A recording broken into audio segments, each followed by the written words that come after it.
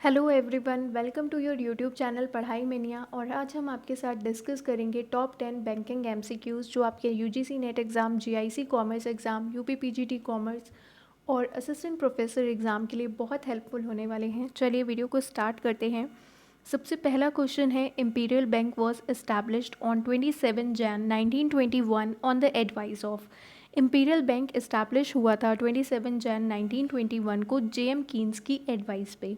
अगर हम बात करते हैं इम्पीरियल बैंक के बारे में, तो ध्यान रखिए इम्पीरियल बैंक जो है वो इस्टेब्लिश्ड हुआ था 3 बैंकों को मर्ज करके 1921 में। वो 3 बैंक कौन कौन से हैं, मैं आपको यहाँ पे शॉर्ट में लिख देती हूँ। बैंक ऑफ कैलकटा, सेकंड है बैंक ऑफ मद्रास और थर्ड है बैंक ऑफ बॉम्बे। इन तीनों को मिलाकर इम्पीरियल बैंक बनाया गया था 1921 में। फिर इसके बाद ये जो इम्पीरियल बैंक है इसे बनाया गया 1921 में, और फिर इसको बाद में इसका नाम बदलकर क्या कर दिया गया, एसबीआई कर दिया गया। कब एसबीआई बना, 1955 में। अगर हम बात करें इम्पीरियल बैंक के बारे में, इसे मैं थोड़ा सा ठीक कर देती हूँ, 1955। अगर हम बात करते हैं इम्पीरियल बैंक ऑफ इंडिया के बारे में, तो इम्पीरियल बैंक ऑफ इंडिया जब तक आरबीआई इस्टेब्लिश नहीं हुआ था तो वो एज अ सेंट्रल बैंक ही काम कर रहा था इंडिया का।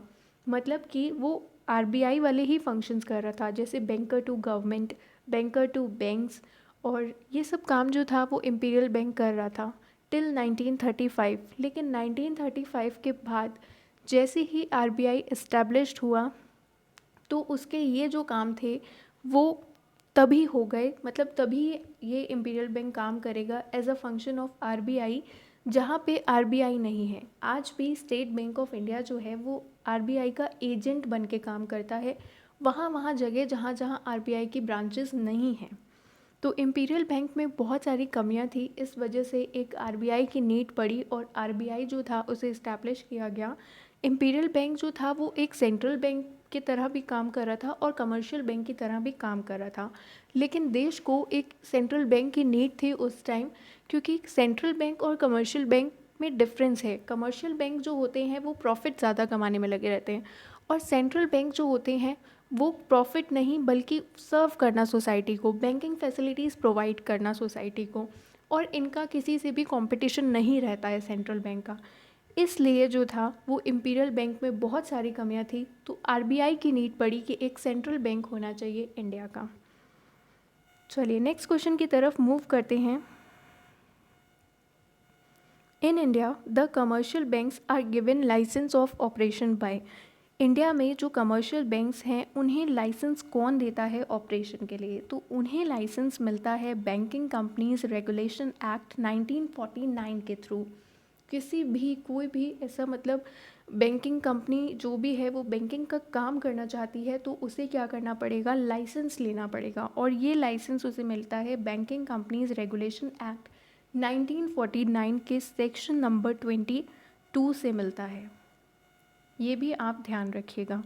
Next question, which one of the following has not started commercial banking. इनमें से किसने कमर्शियल बैंकिंग स्टार्ट नहीं की है, तो इसका आंसर होगा सिडबी। सिडबी की full form small industries development bank of India. अगर आपसे पूछा जाए कि इसका हेड क्वार्टर कहाँ पे है, तो इसका हेड क्वार्टर है लखनऊ में। और यूटीआई की बात करें तो यूटीआई इस्टेब्लिश किया गया था 1964 में।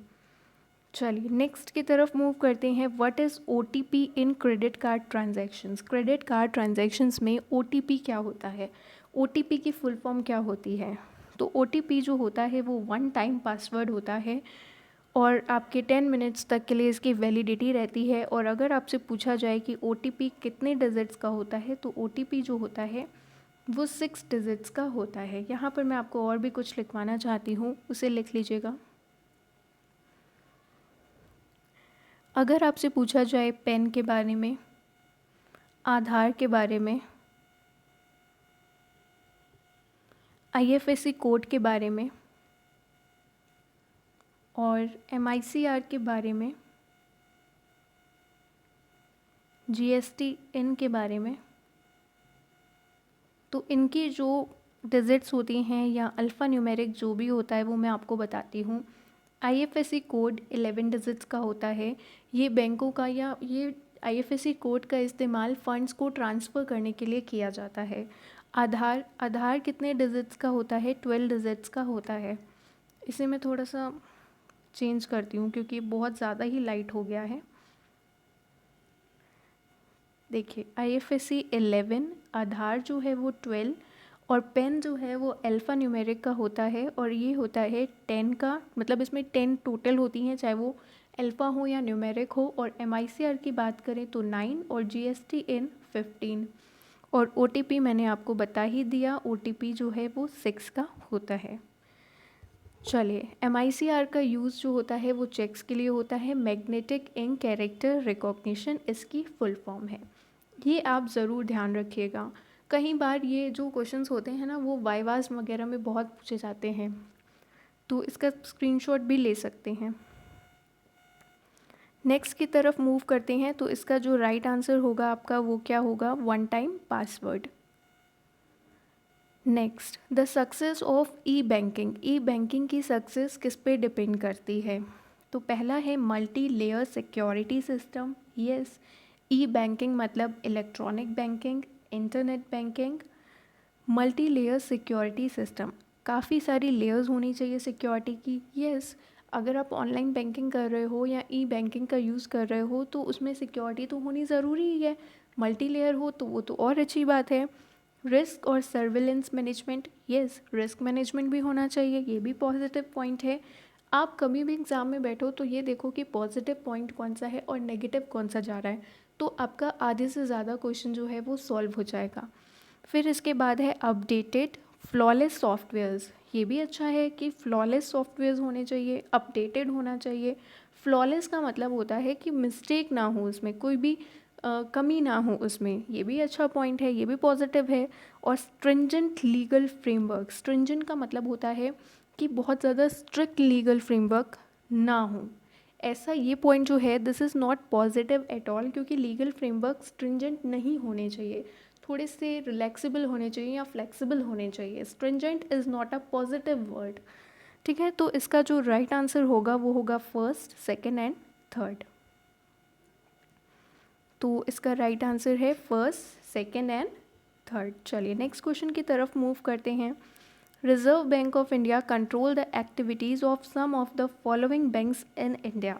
तो इसका क्या होगा? Commercial bank, cooperative banks, foreign banks, rural banks. तो इसका जो राइट आंसर होगा वो होगा ऑल ऑफ दीज, क्योंकि RBI जो है वो इन सब पे कंट्रोल करता है। अगर हम बात करते हैं रूरल बैंक्स, तो रीजनल रूरल बैंक्स जो हैं, और भारत का पहला RRB जो था वो प्राथमा बैंक था, ये भी आप ध्यान रखिएगा। RBI के बारे में हमें बहुत डिस्कस करना है तो वो हम आगे भी डिस्कस करेंगे।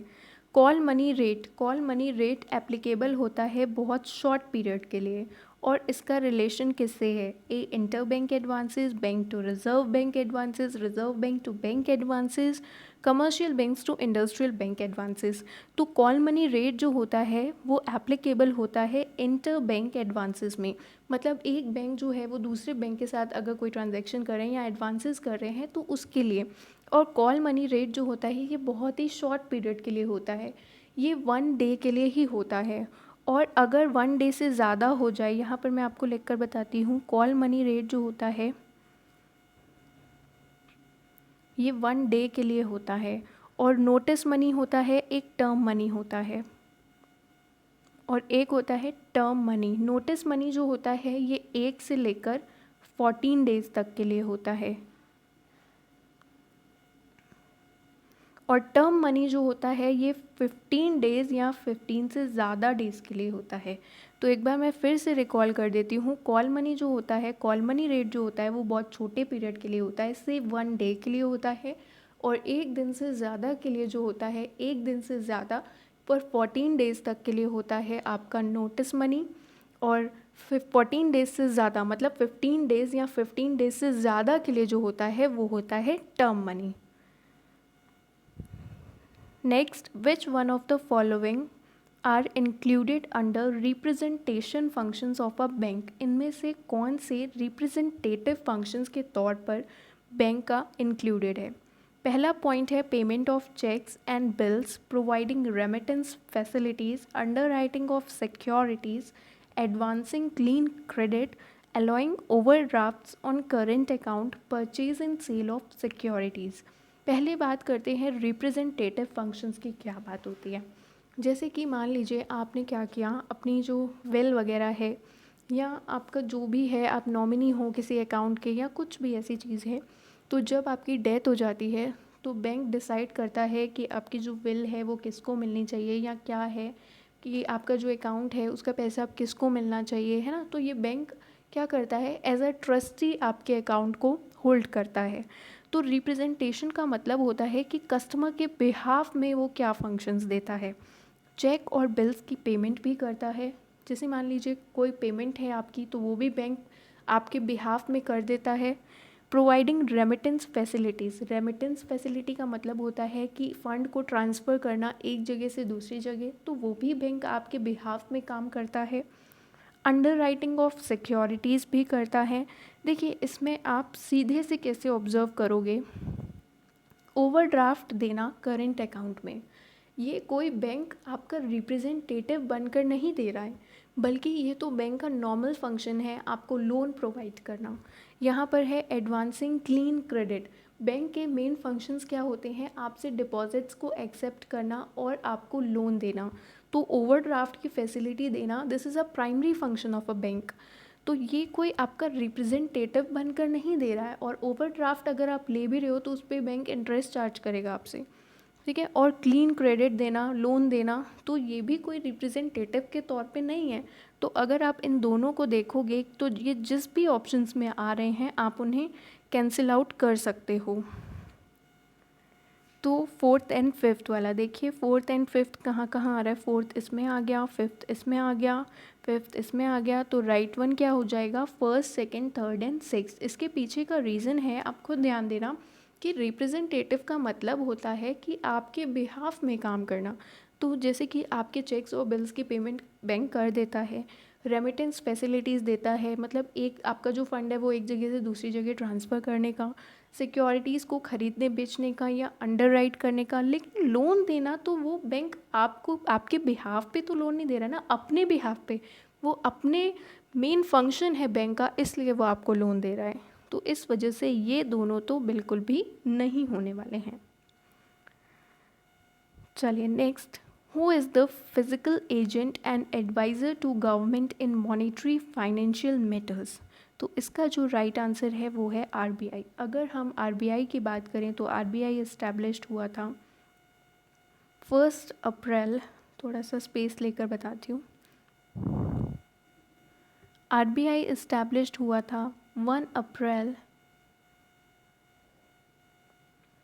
1935 को, और इसका नेशनलाइजेशन कब हुआ, 1 जनवरी 1949 को। और इसका हेड क्वार्टर कहाँ पे है, मुंबई में। और अगर हम बात करते हैं आरबीआई के फंक्शंस को लेकर, तो आरबीआई का जो मेन फंक्शन होता है वो होता है नोट इशू करना, गवर्नमेंट का बैंकर बनना, तो बैंक का बैंकर बनना, और क्रेडिट को कंट्रोल करना, कस्टडी रखना, foreign reserves, custodian of foreign reserves, ये जो होते हैं ये आरबीआई का मेन काम होता है। आरबीआई जो होता है वो गवर्नमेंट के अकाउंट्स को मेंटेन भी करता है और गवर्नमेंट को एडवाइस भी देता रहता है टाइम टू टाइम, मॉनेटरी और फाइनेंशियल मैटर्स पे भी। और आरबीआई इस्टेब्लिश्ड हुआ था हिल्टन यंग कमीशन की रिकमेंडेशन पे, और आरबीआई का प्रेजेंट गवर्नर हैं शक्तिकांत दास।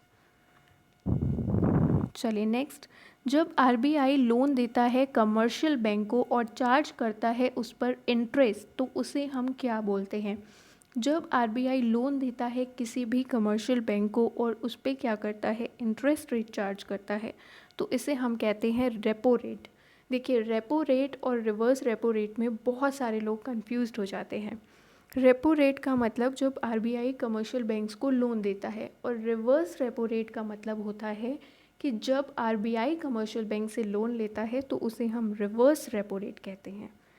तो गाइज़, ये वीडियो यहीं पर ख़त्म होती है। अगर आपको वीडियो अच्छी लगी हो तो प्लीज़ लाइक करिएगा, and thank you for watching the video.